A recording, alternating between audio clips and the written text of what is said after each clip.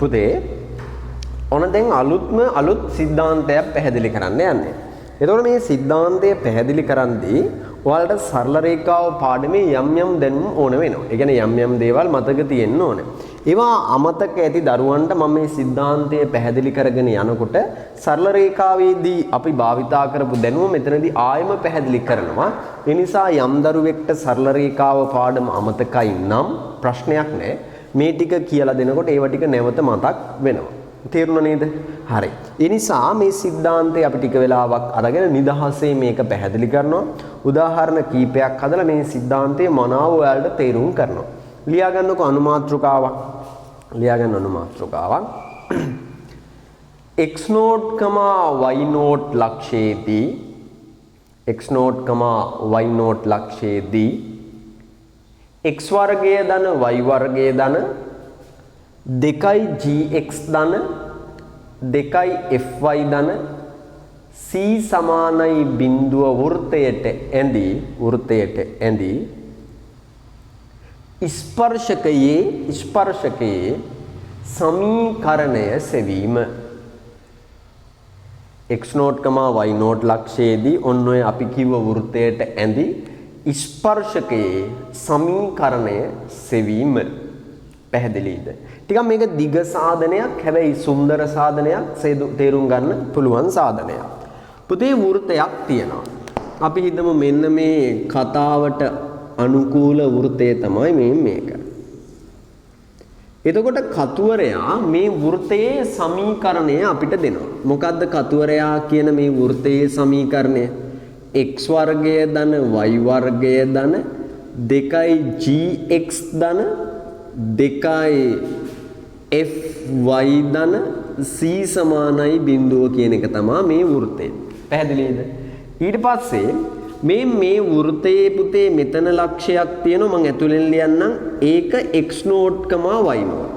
පැහැදිලිද? මෙතන ලක්ෂයක් තියෙනවා. ඒක x naught, y naught. මේ වෘත්තයේ මත ලක්ෂයක්. මේ වෘත්තයේ මත ලක්ෂයේ ඉඳන් වෘත්තයට ස්පර්ශකයක් ඇන්දොත් එහෙනම් මේ වෘත්තයට අදින ස්පර්ශකය නේද මේක. එහෙනම් මේ වෘත්තයේ ස්පර්ශකය තමයි මේක. අපෙන් අහන්නේ කතුවරයා ස්පර්ශකයක් වෙනවා කියන්නේ කේන්ද්‍රයේ ඉඳන් මේකට රේඛාවක් ඇන්දොත් ඒක අංශක 90යි කියන්නේ. කතුවරයා අපෙන් බලාපොරොත්තු වෙන්නේ මේ ස්පර්ශකයේ සමීකරණය සොයන එක. එහෙනම් මෙන්න මේ නිල් පාට රේඛාවේ සමීකරණය සෙවීම තමයි අපි අධ්‍යයනය කරගෙන යන්නේ. තේරුණාද තර්ක ටික? වෘත්තයේ සමීකරණය කතුවරයා දත්තයක් විදියට දෙනවා. එහෙනම් මේ ගානේදී මේ සමීකරණය දෙන එක දත්තයක්. මේක දත්තයක්. ඊළඟ මේ x naught, y naught කියන එක දෙන එකත් දත්තයක්. එහෙනම් ඕන් ඔය දත්ත දෙක භාවිතා කරලා පුතේ මෙන්න මේ රේඛාවේ සමීකරණය සෙවීම තමයි අපි කරන්න යන්නේ. එහෙනම් අපිට ඕන වෙන්නේ මේ දත්ත දෙක භාවිතා කරලා මෙන්න මේ රේඛාවේ සමීකරණය හොයන එක. පැහැදිලිද කතාව? එතකොට මේක අලුතෙන්ම ඉගෙන ගන්න දෙයක් නිසා තනියම කරන්න උත්සාහ කරන්න එපා. මම කරන දේ දිහා හොඳට බලාගෙන ඉඳලා ඔයා තනියම මේ සාධනය සිද්ධ කරගෙන යන්න. පැහැදිලිද? හැබැයි ආරම්භයේදී හරි අවධානයෙන් හොඳ විමසිල්ලකින් මං කොහොමද සුළු කරන්නේ? ඒ සුළු කරද්දි මම මොන දේවල්ද භාවිතා කරන්නේ? අන් ඒවා හොඳ අවධානයෙන් ඉන්න. හරි. ඔන්න අපි දැන් වැඩේ පටන් ගන්නයි යන්නේ පුතේ. වෘත්තයේ සමීකරණය දීලා තියෙනවා. ස්පර්ශක ලක්ෂයේ ඛණ්ඩාංකය දීලා තියෙනවා. ඔන්න වැඩේ පටන් ගත්තා. වෘත්තයේ සමීකරණය දීලා තියෙනවා නම් ඒකෙන් ගන්න පුළුවන් එක දෙයක් මට කියන්න. ගන්න පුළුවන් එක දෙයක්. ඒ ගන්න පුළුවන් එක දෙයක් තමයි මේ කේන්ද්‍රකයේ ඛණ්ඩාංක ඍණ g, ඍණ f වෙනවා. මේ කේන්ද්‍රකයේ ඛණ්ඩාංක මොකක් වෙනවද? ඍණ g, ඍණ f වෙනවා. හරි. මේ කේන්ද්‍රකයේ ඛණ්ඩාංක ඍණ g, ඍණ f වෙනවා. හරි. තව හිතන්න. ඔන්න ඒක නම් ගත්තා. තව දුරටත් කල්පනා කරගෙන යන්න බලන්න. මොකද්ද මේකට දාන්න? මේක දත්තයක්ද? ඔව් මේක සමීකරණයේ දීලා තියෙනවා නම් මේක අපි දන්න දෙයක්. ඒක අලුතෙන් අපි අතින් දාගත් එකක් නෙමෙයි. වෘත්තයේ සමීකරණයේ මේක නම් කේන්ද්‍රයේ ඛණ්ඩාංක හොයන්න පුළුවන්. ඊට පස්සේ x naught, y naught කතුවරයා දුන්න එකක්. හරි. මොන දැන් මම එකපාරම පිවිසෙනවා මේකට. මම මෙයාගේ අනුක්‍රමණය m1යි කියලා ගත්තොත් එහෙනම් මේ ලම්බක රේඛාවේ අනුක්‍රමණය m2යි කියලා ගත්තොත් ස්පර්ශකයක් වන නිසා මේ රේඛා දෙක එකිනෙකට ලම්බකයි. මේ රේඛා දෙක එකිනෙකට ලම්බකයි කියන්නේ පුතේ මේ අනුක්‍රමණවල ගුණිතය ඍණ 1යි. පැහැදිලිද? එහෙනම් අපිට ඒ දැනුම භාවිතයෙන් ඕනේ නම් මෙන්න මේ රේඛාවේ අනුක්‍රමණය ඒ කියන්නේ m2 සොයන්න පුළුවන්. එහෙනම් මේව භාවිතයෙන් මේක සොයන්න පුළුවන්. හරි. මුලින්ම රූපය ඇඳ ගන්නකො පුතේ. රූපය ඇඳගෙන අපි සාධනයක් නිසා ඔයාලට තේරුම් ගන්න පුළුවන් වෙන්න මං විස්තර ඇතුව මේක පැහැදිලි කරගෙන යන්නම්.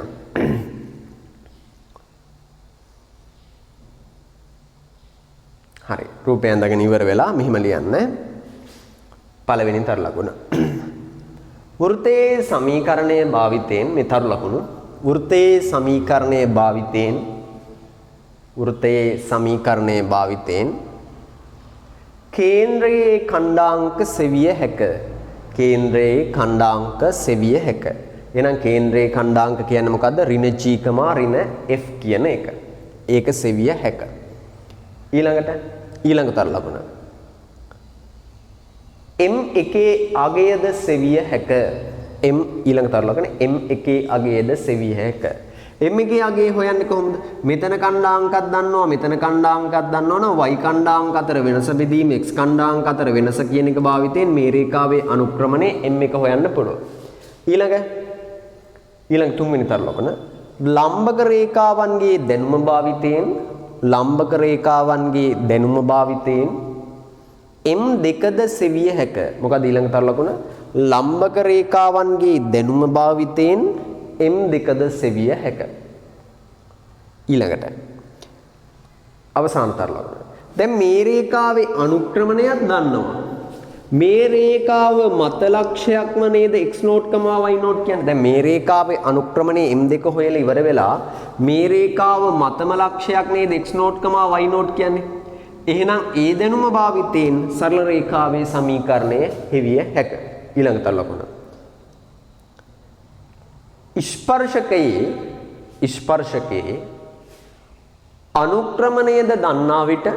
ස්පර්ශකයේ අනුක්‍රමණයද දන්නා විට ස්පර්ශකයේ මත ලක්ෂයක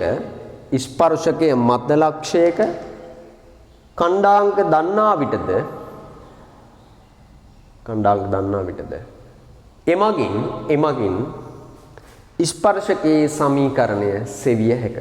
එමගින් ස්පර්ශකයේ සමීකරණය සෙවිය හැක කියලා දුන්න ටික තේරුණාද? පැහැදිලිද? හරි. දැන් ඕන් එහෙනම් මම ඔය තරු ලකුණු 4න් විස්තර කරේ මේ ගාන හදන පියවර ටික ඒ පියවර අනුසාරයෙන් මේ ගාන හදාගෙන යනවා. හොඳ අවධානයෙන් ඉන්න. මෙහෙ බලන්න. පුතේ මම m1 අගය හොයනවා. m1 සමානයි y ඛණ්ඩාංක අතර වෙනස බෙදීම x ඛණ්ඩාංක අතර වෙනස. එහෙනම් y ඛණ්ඩාංක අතර වෙනස බෙදීම x ඛණ්ඩාංක අතර වෙනසෙන් m1 හොයන්න පුළුවන්. ඊළඟට රේඛා දෙක ලම්බක බැවින් මේවායේ අනුක්‍රමණවල ගුණිතය ඍණ 1යි. එහෙනම් මේ දත්තේ භාවිතයෙන් ස්පර්ශකයේ අනුක්‍රමණය හොයන්න පුළුවන්. එම නිසා ස්පර්ශකයේ අනුක්‍රමණයේ බවට පත් වෙන්නේ ඍණ x0 ධන g බෙදීම y0 ධන f. එහෙනම් m2ක් දන්නවා. ඔන්න ඔය කරපු සෙල්ලම හොඳට තේරුම් ගන්න. හරි. දැන් ඔතනින් පස්සේ මම මෙහෙට එනවා මේ කොටස හදද්දී සරල රේඛාවේ දැනුම අපිට භාවිතා කරන්න වෙනවා. මෙහෙ බලන්න. දැන් ඔන්න ඕක තමයි ස්පර්ශක රේඛාව. දැන් මෙයාගේ සමීකරණය තමයි හොයන්න ඕනේ. මේ රේඛාව මත එක ලක්ෂයක් තමයි x0, y0. පැහැදිලිද? මේ රේඛාව මත එක ලක්ෂයක් තමයි x0, y0. මෙන්න මේ රේඛාවේ අනුක්‍රමණය m2යි. දැන් මට මේ ස්පර්ශක රේඛාවේ සමීකරණය නේද හොයන්න ඕනේ. පුතේ සරල රේඛාවේ පාඩමේදී මම කිව්වා මතකද වෘත්තයේ පාඩමේදී වගේ යම් සරල රේඛාවක සමීකරණේ නම් හොයන්න ඕනේ. යම් සරල රේඛාවක සමීකරණේ නම් හොයන්න ඕනේ. සරල රේඛාව මත ඕනෑම සාධාරණ ලක්ෂයක් x, y විදිහට ගන්න. මොකද්ද මම කිව්වද එදා කියලා දුන්නේ.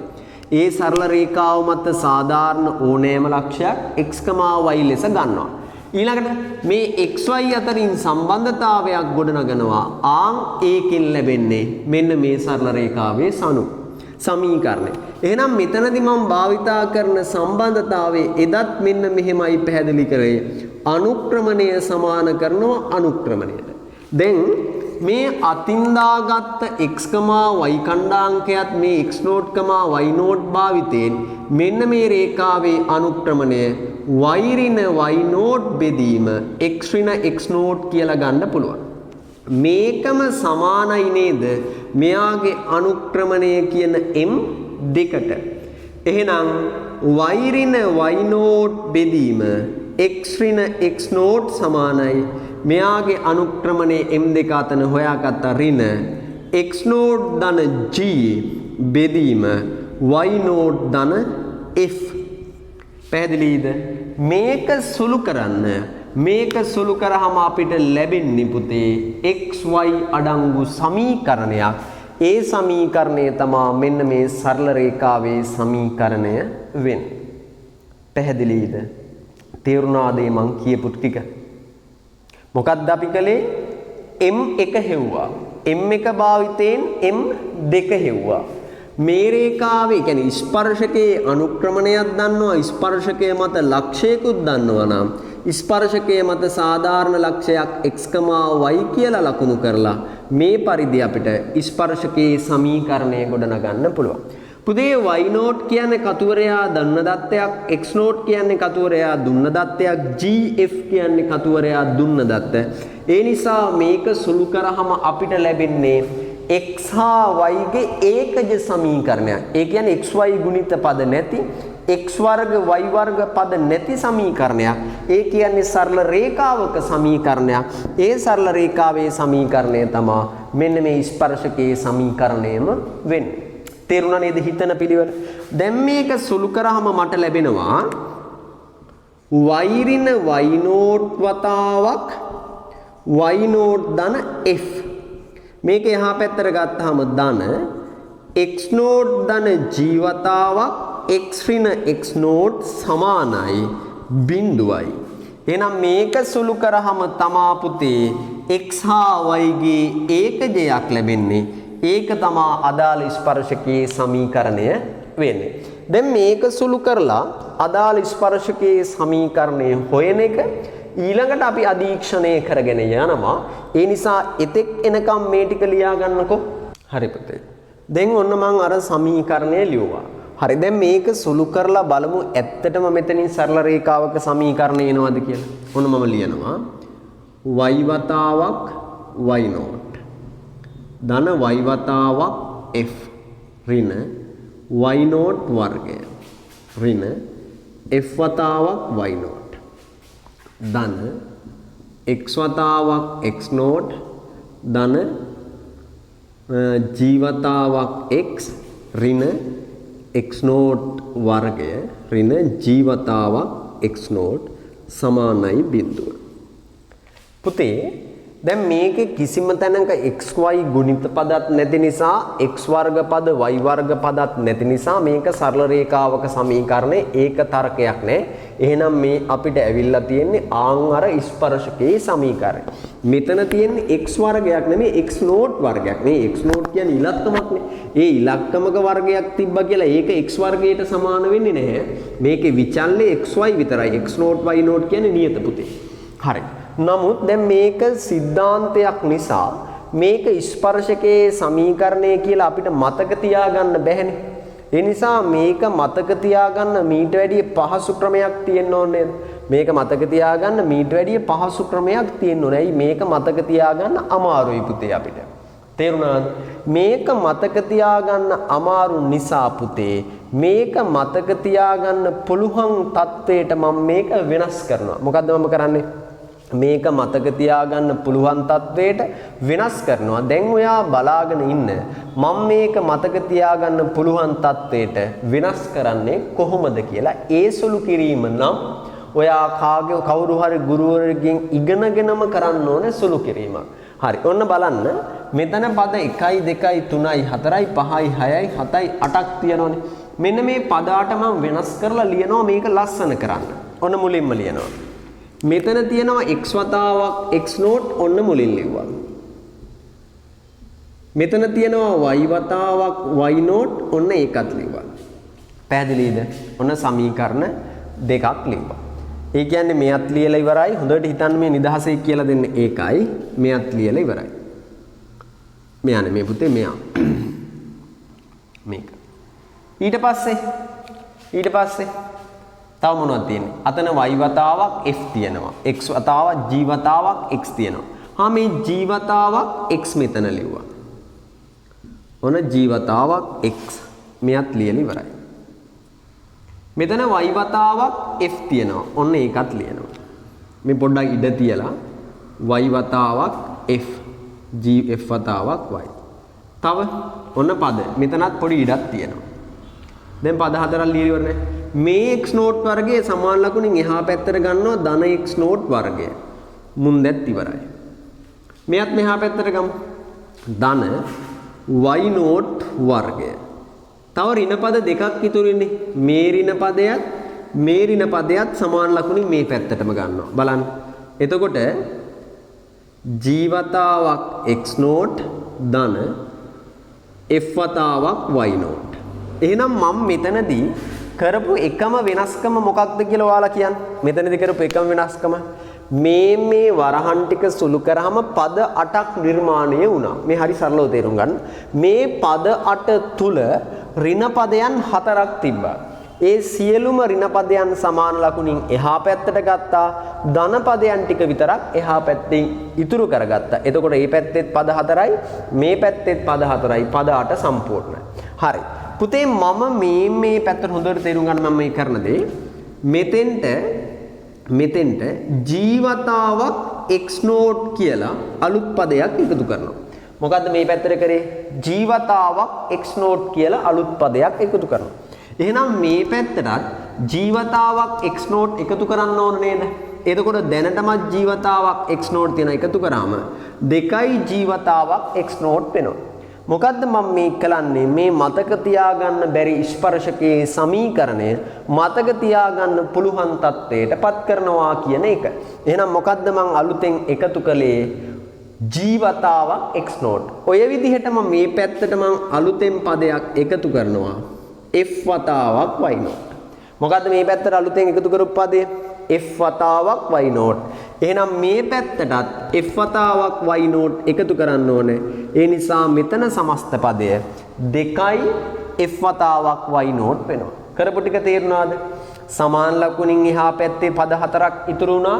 ඍණ පද 4 මෙහා පැත්තට ගත්තාම ආයේ සමාන ලකුණින් මෙහා පැත්තේ පද 4ක් ඉතුරු වුණා. එහා පැත්තට අලුතෙන් පද දෙකක් එකතු කරා. මේ පැත්තටත් පද දෙකක් එකතු කරා. තව මේ පැත්තට පදයක් එකතු කරනවා. පුතේ මම තව මෙන්න මේ පැත්තට c කියලා පදයකුත් එකතු කරනවා. එහෙනම් මේ පැත්තටත් c කියලා පදයක් එකතු කරන්න ඕනේ. එහෙනම් සමාන ලකුණින් එහා පැත්තට පද 3ක් එකතු කරා. සමාන ලකුණින් මෙහා පැත්තටත් පද 3ක් එකතු කරා. එහෙම එකතු කරාම එහා පැත්තේ පද ප්‍රමාණයයි මෙහා පැත්තේ පද ප්‍රමාණයයි වෙනස් වුණා. ඇයි මේ කලේ කියලා ආයෙ මතක් කරන්නම්.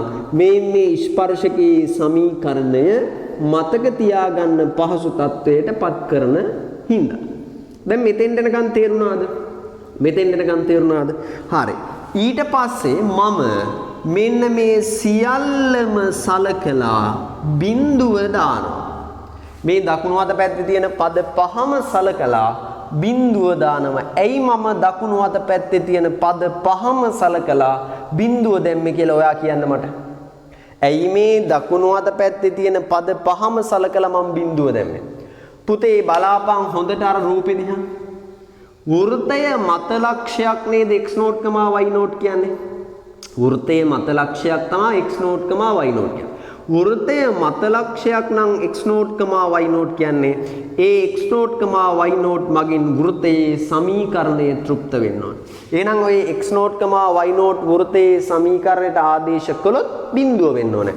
එහෙනම් මේ දකුණු අත පැත්තේ තියෙන්නේ ආන් අර x0, y0 වෘත්තයේ සමීකරණයට ආදේශ කරාම ලැබෙන පද පහ නේද? ඒ නිසා මේකේ උත්තරේ බිඳුව වෙන්න ඕන. දැන් තේරුණාද ඇයි ඒක බිඳුව උනේ කියලා? ආන් ඒ කොටස බිඳුව කරන්න ඕන නිසා තමයි පුතේ මම මේ අමාරු පද ටිකේ ඍණ පද හතර මෙහෙට ගෙනල්ලා තව පද සෙට් 3ක් එකතු කරා. ඒ පද සෙට් 3 එකතු කළේ මෙන්න මේ කොටස දකුණු අත පැත්තේ නිර්මාණය කිරීමේ අරමුණ ඇතුව. කාරණේ පැහැදිලි වුණා. ලියා ගන්න මෙතෙන්ට එනකම්. ලියා ගන්න මෙතෙන්ට එනකම්. මෙතෙන්ට එනකන් ලියා ගන්න. ඊට පස්සේ මම තව විස්තරයක් දෙනවා. මෙතෙන්ට එනකන් ලියා ගන්නකෝ. හරි. දා ගන්න සමාන ලකුණ. තරු ලකුණ.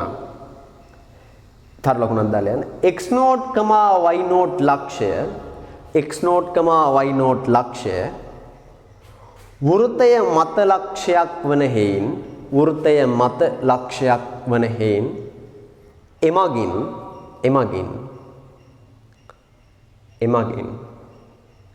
වෘත්තයේ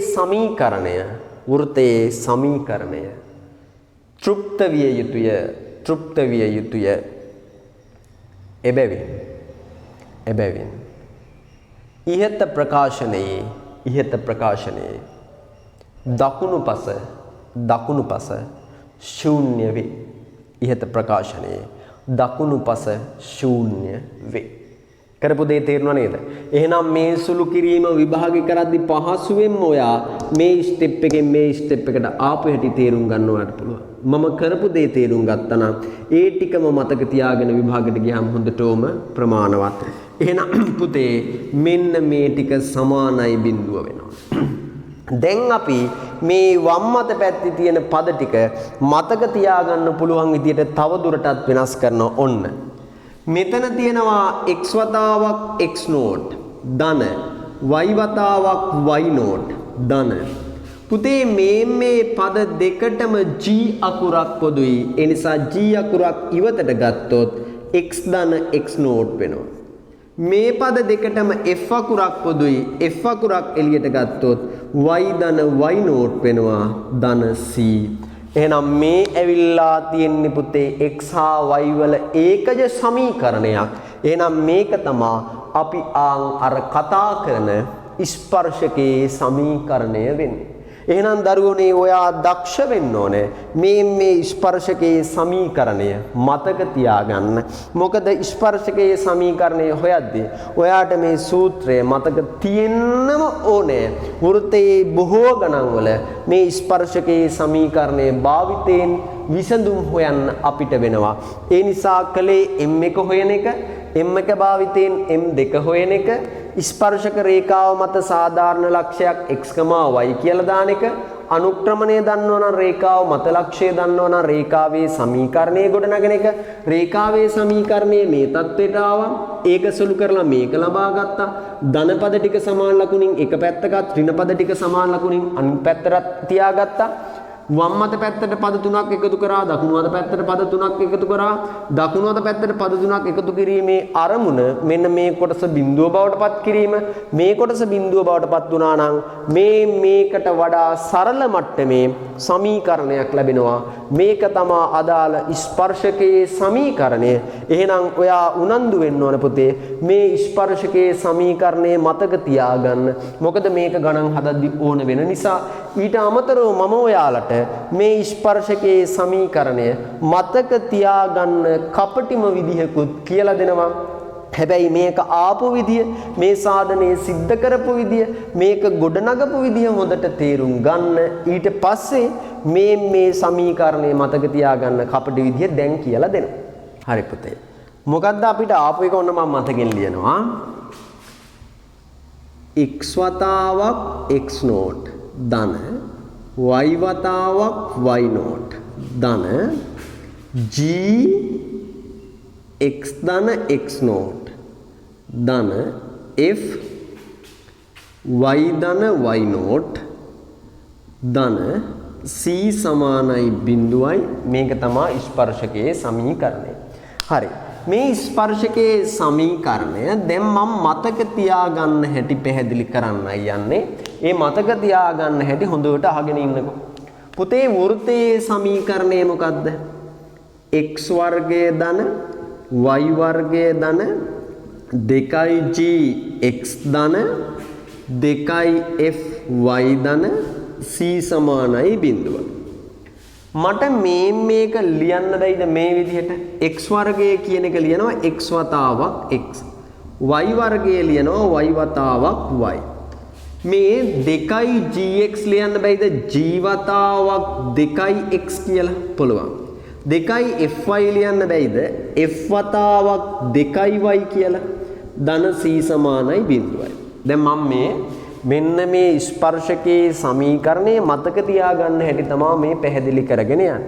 x වර්ගයේ ධන y වර්ගයේ ධන 2gx ධන 2fy ධන c සමානයි බිඳුව මේ தත්ත්වයට ලිව්වා. දැන් මේක වෙනස් කරපු හැටි මතකද? x වර්ගයේ ලිව්වා x වතාවක් x, y වර්ගයේ ලිව්වා y වතාවක් y, 2gx ලිව්වා g වතාවක් 2x, 2fy ලිව්වා f වතාවක් 2y, ධන c සමානයි බිඳුවයි. දැන් මේක තව දුරටත් වෙනස් කරනවා. x වතාවක් x ධන y වතාවක් y ධන g. පුතේ මේ තියෙන්නේ 2x නේද? මේ 2x කියන එක මට ලියන්න බැයිද x ධන x කියලා?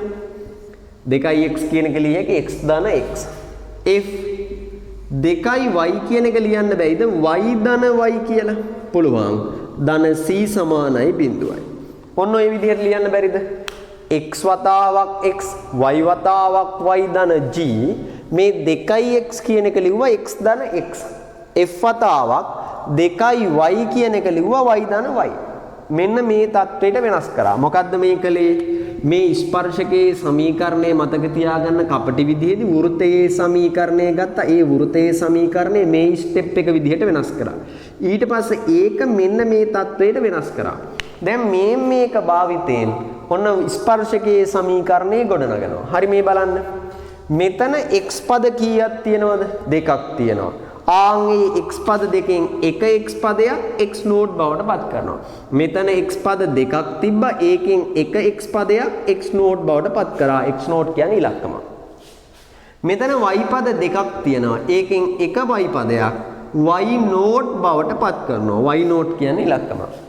මෙතන x පද දෙකක් තියෙනවා. ඒකේ එක x පදයක් x නෝඩ් බවට වෙනස් කරනවා. මෙතන y පද දෙකක් තියෙනවා. ඒකෙන් එක y පදයක් y නෝඩ් බවට වෙනස් කරනවා. මේ විදිහට වෙනස් කරාම මේ ලැබෙන්නේ අපිට ඕනේ ආන් අර ස්පර්ශකයේ සමීකරණය. කරපු ටික තේරුණාද? මේ විදිහට වෙනස් කරාම අපිට ලැබෙන්නේ මේකෙන් ලැබෙන්නේ සරල රේඛාවක සමීකරණයක්. මේ සරල රේඛාවේ සමීකරණය නිරූපණය වෙන්නේ පුතේ ආන් අතනදී අපි කතා කරන ස්පර්ශකයේ සමීකරණයම තමයි. පැහැදිලිද? එහෙනම් මෙතෙන්ට එනකනුත් සටහනක් දාලා තියාගන්න. මේක මතක තියා ගැනීම මේ තියෙන්නේ මතක තියා ගැනීමට. මතක තබා ගනිමු. මේ මතක තියාගන්න කියලා දුන්න කොටසත් ලියා ගන්න. ඊට පස්සේ පුතේ අපි එක උදාහරණයක් සාකච්ඡා කරමු. මේ සාධනය කරපු විදිහටත් ස්පර්ශකයේ හොයමු. මේ කෙටි ක්‍රමයටත් ස්පර්ශකයේ හොයමු. එතකොට ඔයාට මේ සංකේත භාවිතයෙන් පැහැදිලි කරපු સિદ્ધාන්තය තවදුරටත් තේරුම් යනවනේ. හරි. ඒක කරන්න ප්‍රථමව පුතේ මේ ටික ලියාගෙන ඉවර වෙන්නකෝ. පුතේ දැන් ඔයකට අදාළව උදාහරණ ගානක් ලියා ගන්නකෝ. x වර්ගය ධන y වර්ගය ධන 4x ධන 3y ඍණ 10 සමානයි බිඳුව. වෘත්තය මත වූ 2 ඍණ 1 ලක්ෂයේදී 2 ඍණ 1 ලක්ෂයේදී වෘත්තයට ඇඳි ස්පර්ශකයේ සමීකරණය සොයන්න. මොකද ගාන පුතේ x වර්ගයේ ධන y වර්ගයේ ධන 4x ධන 3y ඍණ 10 සමානයි බිඳුව වෘත්තය මත වූ දෙකකමා ඍණ 1 ලක්ෂයේදී වෘත්තයට ඇඳි ස්පර්ශකයේ සමීකරණය සොයන්න. පුතේ දැන් මම මේ ගාන ආකාර දෙකකට පැහැදිලි කරනවා. එතකොට මේ ආකාර දෙකකට පැහැදිලි කරාට කලින් අපි අර සාධනය කරපු සූත්‍රයේ තියෙනවනේ ප්‍රකාශනයේ තියෙනවනේ. ඒ ප්‍රකාශනයට ආදේශ කරලා උත්තර ලබා ගත්තාම හරි. නමුත් ඒක තාම අවබෝධ වෙන්න ඕන නිසා තමයි මේක මම ක්‍රම දෙකකට හදන්නේ. එතකොට අපිට කියන්නේ මෙන්න මේ ලක්ෂයේදී වෘතයට ඇඳි ස්පර්ශකය මේක නම් මේ ස්පර්ශකයේ සමීකරණය හොයන්න ඕනේ. මේක තමයි ස්පර්ශකය. එහෙනම් දැන් අපි හොයන්නේ මේකනේ. හරි. ඔන්න බලන්න මම මේක හදන පළවෙනි ක්‍රමය. මේක තේරුම් ගන්නකො. පළවෙනි ක්‍රමය. පළවෙනි ක්‍රමයේදී මට ගන්න පුළුවන් මේ වෘතයේ සමීකරණයේ අනුව 2gx කියන කොටස නේද 4x වලින් නිරූපණය වෙන්නේ. 2fy කියන කොටස නේද 3y වලින් නිරූපණය වෙන්නේ. එහෙනම් පුතේ මේක සුළු කරාම g වලාගේ 2ක් කියලා f වලාගේ 3 බෙදීම 2ක් කියලා එනවා. එහෙනම් ඍණ g වලාගේ කීයද? ඍණ 2යි. එහෙනම් ඍණ f වලාගේ කීයද? ඍණ 3 බෙදීම 2යි. එහෙනම් මේ විදිහට සුළු කරාම මට මේ වෘතයේ කේන්ද්‍රයේ ඛණ්ඩාංක හොයා ගන්න පුළුවන්. මොකද්ද වෘතයේ කේන්ද්‍රයේ ඛණ්ඩාංක? ඍණ g, ඍණ f. ඒ කියන්නේ ඍණ 2, ඍණ 3 බෙදීම 2යි. එහෙනම් මේ වෘතයේ කේන්ද්‍රයේ ඛණ්ඩාංක ඍණ 2, ඍණ 3 බෙදීම 2යි. දැන් මතකද අර කලින් සාධනයේදී අපි මේක ඍණ g, ඍණ f කියලා ගත්ත හැටි. එහෙනම් මේක දත්තේ අනුසාරයෙන් ගත්ත එකන්නේ. මේ ඛණ්ඩාංකත් දන්න නිසා මට m1 හොයන්න පුළුවන්. m1 හොයන්නේ කොහොමද? m1 සමානයි y ඛණ්ඩාංක අතර වෙනස බෙදීම මේකනේ මොලේ x ඛණ්ඩාංක අතර වෙනස. ඔන්න ලිව්වා. y ඛණ්ඩාංක අතර වෙනස බෙදීම x ඛණ්ඩාංක අතර වෙනස. මේක සුළු කරාම 1 බෙදීම 8ක් කියලා එනවා. මේක සුළු කරාම 1 බෙදීම 8ක් m1 කියලා එනවා. මේකේ අනුක්‍රමණය m1යි මේකේ අනුක්‍රමණය m2යි නම් අපි දන්නවා m1 වතාවක් m2 ඍණ 1යි හේතුව මේ රේඛා දෙක එකිනෙකට ලම්බකයි. එහෙනම් මේක සුළු කරාම m2 අගය ඍණ 8යි කියලා එනවා. m2 අගය ඍණ 8යි කියලා එනවා. හරි. මේ පැත්තට එන්න. දැන් ඔන්න එහෙනම් අපිට හොයන්න ඕන ස්පර්ශක රේඛාවේ අනුක්‍රමණය හෙව්වා. හරි. තවදුරටත් ලියනවා. දැන් එහෙනම් මෙන්න මේ රේඛාවේ සමීකරණය හොයන්න ඕන. මේ රේඛාව මත ලක්ෂයක් තමයි 2, ඍණ 1. මේ රේඛාවේ අනුක්‍රමණය m2යි m2 අගය ඍණ 8යි කියලා හොයාගත්තා. මම දැන් පුතේ මේ රේඛාව මත සාධාරණ ලක්ෂයක් x, y කියලා ගන්නවා. මේ රේඛාව මත සාධාරණ ලක්ෂයක් x, y කියලා නම් මේකේ සමීකරණය හොයනවා. සමීකරණය හොයද්දි මොකද්ද සමාන කරන්නේ? අනුක්‍රමණයට අනුක්‍රමණය. එතකොට y ඛණ්ඩාංක අතර වෙනස බෙදීම x ඛණ්ඩාංක අතර වෙනස සමානයි අනුක්‍රමණය. මේක සුළු කරාම අපිට ලැබෙනවා මෙන්න මේ වගේ එකක්. තව දුරටත් සුළු කරාම මෙන්න මේක තමයි එහෙනම් අදාළ ස්පර්ශකයේ සමීකරණය. එහෙනම් මෙන්න මේක තමයි අදාළ ස්පර්ශකයේ සමීකරණය. පුතේ මේ ස්පර්ශකයේ සමීකරණය එහෙනම් මම ඉක්මනින්ම ලබා ගත්තේ මොන ක්‍රමය අනුගමනය කරලාද? අර කලින් අවස්ථාවේදී ඔයාලට කියන්න කියලා දුන්න සාධනය කරපු විදිහ අනුගමනය කරලා තමයි පුතේ මේ ස්පර්ශකයේ සමීකරණය ලබා ගත්තේ. එහෙනම් යම් දරුවෙක්ට මම සඳහන් කරපු ආන්ගේ සාධනය පුළුවන් නම් එයාට ඒ සාධනයේ අනුසාරයෙන් මෙන්න මේ පළවෙනි ක්‍රමයට ලබාගත් උත්තරේ පැහැදිලි වෙන්න ඕනේ. තේරුණාද?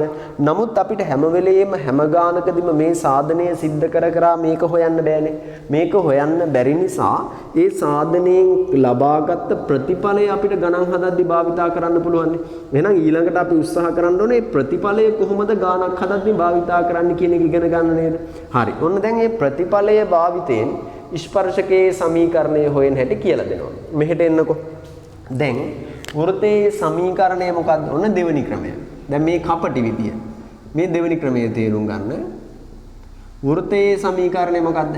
x වර්ගය ධන y වර්ගය ධන 4x ධන 3y ඍණ 10 සමානයි බිඳුව. මතකද මම මේ සමීකරණය ආකාර දෙකක් විදිහට වෙනස් කරලා ඒ දෙවනි ආකාරයේ x පද දෙකක් තිබ්බ තැනකට එකකට x නෝට් ආදේශ කරා y පද දෙකක් තිබ්බ තැනට y නෝට් ආදේශ කරා ඔය විදිහට සෙල්ලමක් දැම්මනේ. කොහොමද දැන් මේක වෙනස් කරන්නේ? x වර්ගය ලියනවා x වතාවක් x. y වර්ගය ලියනවා y වතාවක් y. මෙතන 2gx තියෙන වෙලාවේදී කොහොමද ලියුවේ? g වතාවක් 2x කියලානේ. ඒ නිසා 2 වතාවක් 2x කියලා ලිය හැකියි. තේරුණාද? කොහොම හරි දැන් g 2gx තිබ්බ තැන හදාගත්තේ g වතාවක් 2x කියලානේ. මෙතෙන්ට හැදෙන්න ඕනේ අනිවාර්යෙන් 2x පදයක්. මෙතන අනිවාර්යෙන් එහෙනම් හැදෙන්න ඕනේ මොන වගේ පදයක්ද? 2y පදයක්නේ. ඇයි මේ 2x පදේ තමා ඊළඟට මෙන්න මේ 2x පදේ තමා මෙතෙන්ට ගිහිල්ලා කවුරු බවටද පත් උනේ? x ධන x බවට පත් උනේ. එහෙම නේද? මෙතනින් හැදෙන 2y පදේ තමා මෙතෙන්ට ගිහිල්ලා y ධන y බවට පත් උනේ. ඔන්න ඔය විදිහට වෙනස් වෙන්න එපා. ඒ නිසා මේ විදිහට වෙනස් කරන්න ඕන නිසා තමයි මෙතන g වතාවක් 2x හැදුවේ. මෙතන f වතාවක් 2y හදනවා. f වතාවක් 2y හදන්න ඕන නිසා මේක මෙන්න මේ විදිහට ලියනවා -10 සමානයි බිඳුවයි. කරපු දෙය තේරුණාද? හැම මෙතන 2y. මොකද්ද මේ කලේ? මේකේ x පද තියෙන තැන්වල x පද දෙකක් අනුසාරයෙන් ලිව්වා. y පද තියෙන තැන y පද දෙකක් ලිව්වා. මේ 4x කියන එක්කෙනා පරිවර්තනය කරනවා 2x පදයක් සහිත වන විදිහට. 3y කියන එක්කෙනා පරිවර්තනය කරනවා 2y අනුසාරයෙන්. 2y නැතුව මේක කරන්න බැහැනේ ওই විදිහට. එතකොට එහෙනම් මෙතෙන්ට එන්නේ x වතාවක් x ධන y වතාවක් y ධන 2යි x ධන x ධන 3 බෙදීම 2යි y ධන y -10 සමානයි බිඳුවයි. දැන් මගේ පුතාලා මෙන්න මේ කරපු සෙල්ලම හොඳට තේරුම් ගන්න ඕනේ මේක ලිව්වේයි කියලා. දැන් මේක තමයි අර ස්පර්ශකයේ සමීකරණය කියලා අපි මතක තියාගන්න කෙනාගේ ෆෝමැට් එක. එහෙනම් දැන් මේක නේද අපි මතක තියාගන්න කෙනාගේ ෆෝමැට් එක.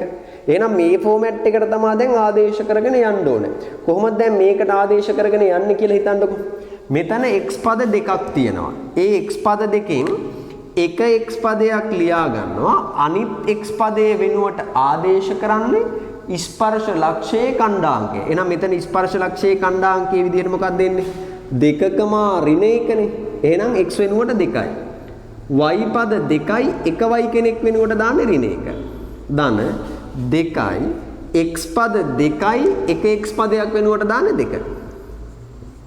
y පද 2යි එක y පදයක් වෙනුවට මේක. දැන් මේක සුළු කරාම අපිට අනිවාර්යෙන්ම ලැබෙන්න ඕනේ ඕන් ඔය ස්පර්ශකයේ සමීකරණය. ලැබෙනවද කියලා බලන්නකෝ. මෙතනින් එනවා 2x මෙතනින් එනවා 2x 4x. මෙතනින් එනවා ඍණ y. මෙතනින් එනවා 3 බෙදීම 2y. ඒ නිසා ධන භාගයක් y. මේවා හරි මේවා හරි. මෙතනින් එනවා 4ක් මෙතනින් එනවා ඍණ 3 බෙදීම 2ක්. ඒ කියන්නේ 5 බෙදීම මෙතනින් එනවනේ 4ක් ධන 5 බෙදීම 2ක් ඍණ 10 සමානයි බිඳුවයි.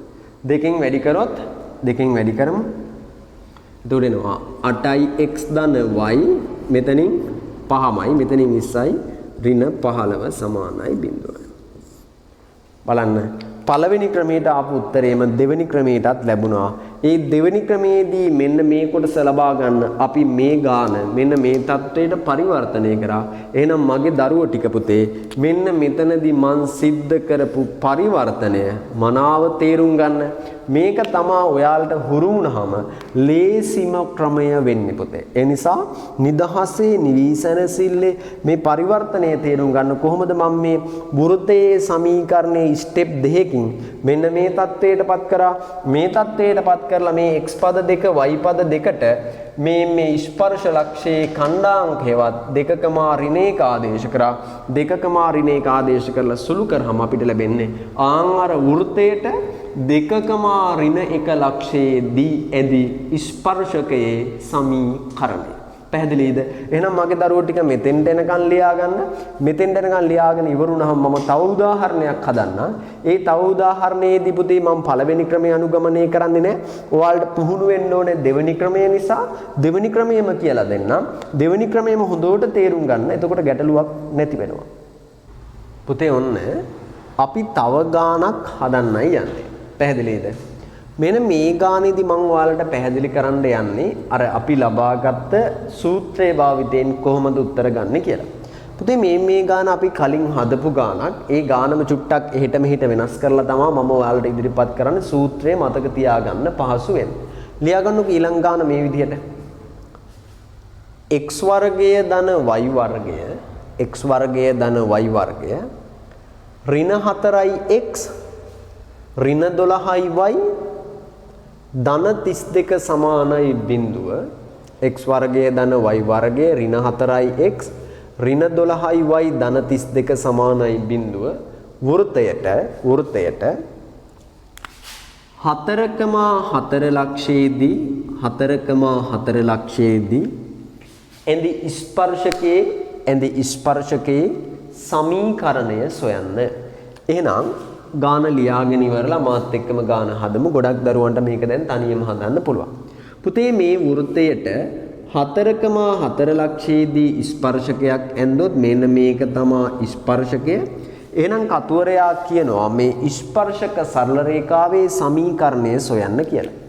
නිකමට වගේ ඔයාලා මේ 4,4 ලක්ෂය මේකට ආදේශ කරන්න 4,4 ලක්ෂය ඔයා මේකට ආදේශ කරාම මේ සමීකරණය තෘප්ත වෙනවා කියලා ඔයාලට පේනවා. තෘප්ත වෙනවා කියලා පේනවා කියන්නේ මේ 4,4 ලක්ෂය මේ වෘත්තයේ පරිධිය මත ඒ කියන්නේ වෘත්තය මත තියෙනවා. ඒ කියන්නේ මේ ගාන අපි දෙන්නේ. හරි.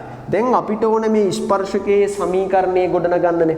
පුතේ මම ස්පර්ශකයේ සමීකරණය ගොඩනගන කපටි විදිහ කියලා දීලා තියෙනවා. දැන් අපි ඒ කපටි විදිය භාවිතයට අරගෙන උත්තරය හොයමු. මේ බලන්න. ඔන්න ලියනවා වෘත්තයේ සමීකරණේ x වර්ගය ධන y වර්ගය ඍණ 4x ඍණ 12y ධන 32 සමානයි බිඳුවයි. ඔන්න ලිව්වා. ඊට පස්සේ මොකද්ද කරන්නේ? මේ x වර්ගයේ වෙනුවට ලියනවා x වතාවක් x y වර්ගයේ වෙනුවට ලියනවා y වතාවක් y. මේ ඍණ 4x කියන කොටස තුල අනිවාර්යෙන් 2x පදයක් නිර්මාණය කරන්න එපා. ඒ නිසා ඍණ 2 වතාවක් 2x. මෙන්න මෙයා නිර්මාණය කිරීම තමයි වැදගත් වෙන්නේ. පැහැදිලිද? ඊළඟට මේ ඍණ 12y කියන කෙනා තුල 2y කියලා කොටසක් නිර්මාණය වෙන්න ඕනේ. ඒ නිසා ඍණ 6 වතාවක් 2y. මෙතන වැදගත්ම දේ තමයි පුතේ 2y නිර්මාණය කිරීම. පැහැදිලිද? තේරුණාද? ධන 32 සමානයි බිඳුවයි. තවදුරටත් මේක ලියමු. x වතාවක් x ධන y වතාවක් y. දැන් මේ නිර්මාණය වෙච්ච 2x වෙනුවට ලියනවා x ධන x. නිර්මාණය වෙච්ච 2y වෙනුවට ලියනවා y ධන y ධන 32 සමානයි බිඳුවයි. පුතේ ඊළඟට කරන්නේ මොකද්ද? මෙන්න මෙතන තිබ්බ x පද දෙකෙන් එකකට y පද දෙකෙන් එකකට x පද දෙකෙන් එකකට y පද දෙකෙන් එකකට ආදේශ කරනවා ස්පර්ශකයේ අඳින්න ඕන ලක්ෂයේ ඛණ්ඩාංකය. එහෙනම් මේ x වෙනුවට 4 ආදේශ කරනවා y වෙනුවටත් ආදේශ කරන්න කීයද? 4. මේ විදිහට ආදේශ කරලා සුළු කරාම සරල රේඛාවක සමීකරණයක් ලැබෙනවා. ඒ සරල රේඛාවේ සමීකරණය කියන්නේ ස්පර්ශකයේ සමීකරණය. එතකොට මොකක්ද වෙන්නේ? x වතාවක් 4 ධන y වතාවක් 4 ධන 2යි x ධන 4 ඍණ 6යි y ධන 4 ධන 32 සමානයි බිඳුවයි. 4x ගෙන් 2x ඒ කියන්නේ පුතේ 2x 4y ඍණ 6y ඒ කියන්නේ 2y මේක හරි මේක හරි මෙතනින් එනවා ඍණ 8ක් මෙතනින් එනවා ඍණ 24ක් ඍණ 8යි ඍණ 24යි කියන්නේ ඍණ 32යි ධන 32 කැපිලා ගියා බිඳුවයි. එහෙනම් ස්පර්ශකයේ සමීකරණය y සමානයි x. එහෙනම් ස්පර්ශකයේ සමීකරණය y සමානයි x. යොමු වෙන්නකො මුල් රූපයට. පුතේ මුල් රූපයට ආපුවම ඔයාට දැන් තේරුම් ගන්න පුළුවන් මේ ස්පර්ශකයේ සමීකරණය තමයි y සමානයි x. තේරුණාද හදපු විදිය? එහෙනම් මගේ දරුවනේ මම මෙතනදී ඔයාලට ගාන විදිහට ඉදිරිපත් කරේ කලින් අවස්ථාවක විසඳපු ගැටලුවක් වෙනස් කරලා. තේරුණාද? එතකොට ඒ විසඳපු ගැටලුව වෙනස් කරලා ඔයාලට ආයෙම දුන්නේ මේ ස්පර්ශකයේ සමීකරණය ලබා ගන්න මෙන්න මේ ක්‍රමවේදය මතක හිටවන්න. මේ ක්‍රමවේදය පැහැදිලි කරන්න. දැන් ඔයාලට තේරුණා නේද මේකට සමීකරණය සුළු කරන විදිය? මේ ස්පර්ශකයේ සමීකරණය ගන්න විදිහට මේ ප්‍රකාශනය වෙනස් කරන හැටි. එහෙනම් මේකෙදි අපිට ඕන වුණා වෘත්තයේ සමීකරණය. වෘත්තයේ සමීකරණය මේ තත්වයට වෙනස් කරා. ඊට පස්සේ ස්පර්ශකයේ අඳින ලක්ෂයේ ඛණ්ඩාංක ඔය ටික ආදේශ කරාම අවසාන උත්තරේ ලබා ගන්න පුළුවන් වෙනවා. මේ ප්‍රකාශනය සුළු කරගෙන යද්දී මෙන්න මෙයාගෙන් 2x සාදා ගැනීම තමයි අතිශයින්ම වැදගත්. මෙයාගෙන් 2y සාදා ගැනීම තමයි අතිශයින්ම වැදගත් පොතේ. මේ ටික හොඳට තේරුම් ගන්න. මේ අලුත් සිද්ධාන්තයක් තමයි අපි අධ්‍යයනය කළේ. මේවා මතක තියාගෙන ඉන්න ඕනේ. මේවා පුතේ අතිශයින්ම වැදගත් දේවල්.